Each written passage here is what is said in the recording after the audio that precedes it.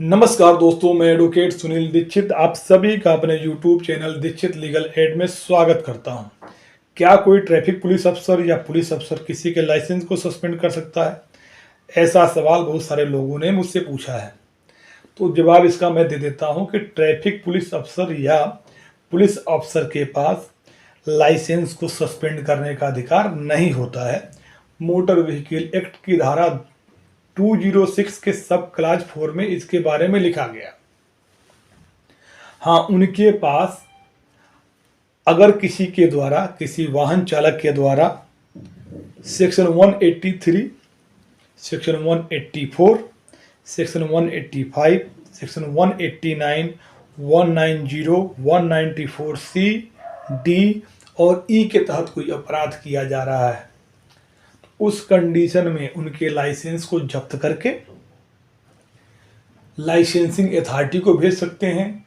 Section 19 motor vehicle act के तहत, या कोर्ट को भेज सकते हैं रिक्वेस्ट के साथ कि इनके लाइसेंस को सस्पेंड कर दिया जाए सेक्शन 20 के तहत। अब क्या होता है 183, सेक्शन 183 जो कि ओवर स्पीडिंग से संबंधित है, 184 डेंजर ड्राइविंग के ऑफेंस से संबंधित है, 185 ड्रिंकिंग ड्राइविंग, 189 जो रोड पे जो रेसिंग जो की जाती है उसका ऑफेंस है, 190 कोई गाड़ी अनसेफ कंडीशन में चलाई जा रही है, 190 सी हमें आपने देखा होगा, बाइक है उसमें ट्रिपलिंग या 3 से ज़्यादा लोग हैं, सेफ्टी मेजर लिए बिना व्हीकल चला रहे हैं, या बैठे तो 2 ही लोग हैं लेकिन कोई हैवी सामान रख लिए जैसे एसी उसी लेकर जा रहे हैं अनसेफ कंडीशन में, उससे संबंधित है। 194 डी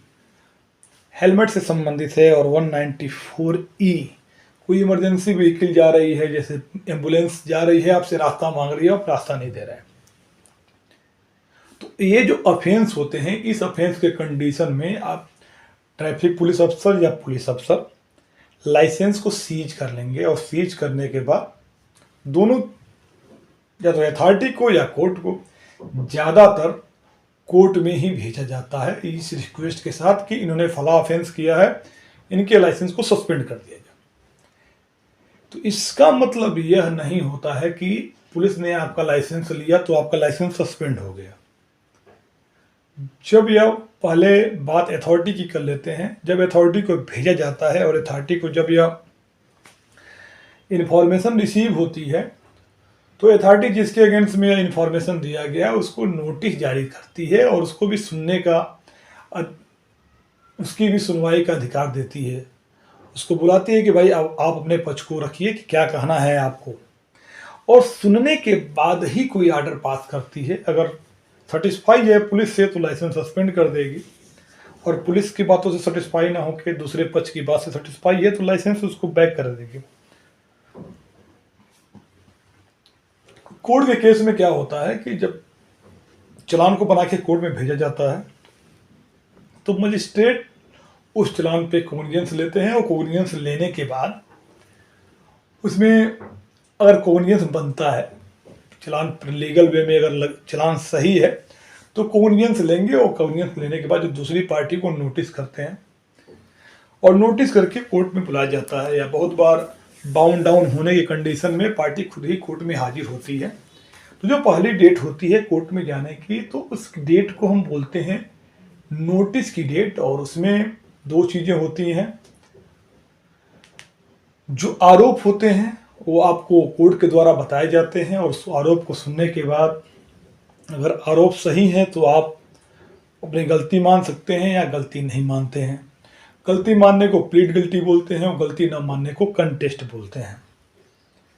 तो अगर आपने प्लीड गिल्टी किया तो जो संबंधित मजिस्ट्रेट होते हैं आपके अगेंस्ट में जो भी फाइन या इम्प्रिजनमेंट जो भी बनता है उनके विवेक के हिसाब से वो दे सकते हैं, और प्लीड गिल्टी के केस में आपका लाइसेंस सस्पेंड करने का अधिकार उनके पास है, क्योंकि आपने अपनी गलती मान ली है तो उनके पास अधिकार है।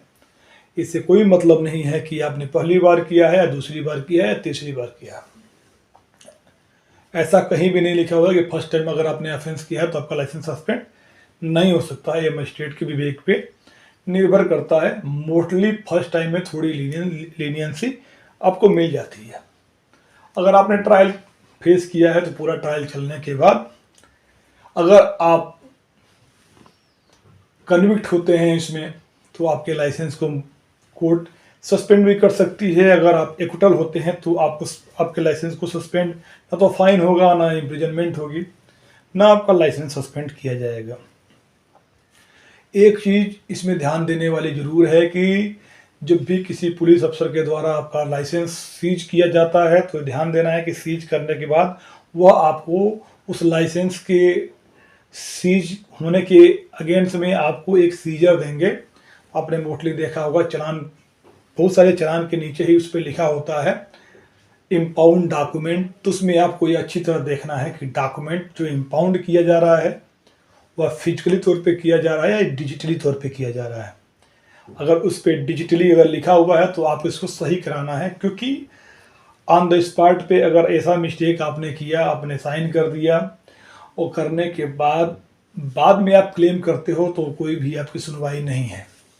तो आपको इन सब चीज़ों को देखना है और उसमें कोई भी अगर सही तरीके की एंट्री नहीं की गई है तो आपको पुलिस अफसर को इन बातों को बताना है और उसकी एंट्री प्रॉपर करके आपको एक सीजर जारी कर देंगे और उस सीजर को लेके आप कोर्ट में जाएंगे। और अगर आपका लाइसेंस सस्पेंड होता है तो कोर्ट अगर लाइसेंस सस्पेंड करती है तो उसकी एक कॉपी, कितने दिनों के लिए लाइसेंस सस्पेंड किया गया है, उसकी एक कॉपी के साथ आपका लाइसेंस आपकी लाइसेंसिंग अथॉरिटी को सेंड कर देती है।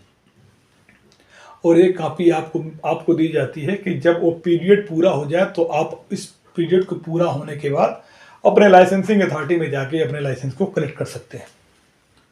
तो उम्मीद करता हूं कि आज की इस वीडियो में मैंने जो इन्फॉर्मेशन दी है वो आपके समझ में आई होगी। अगर फिर भी कुछ चीज़ें छूट गई हैं तो आप मुझे कमेंट कर सकते हैं।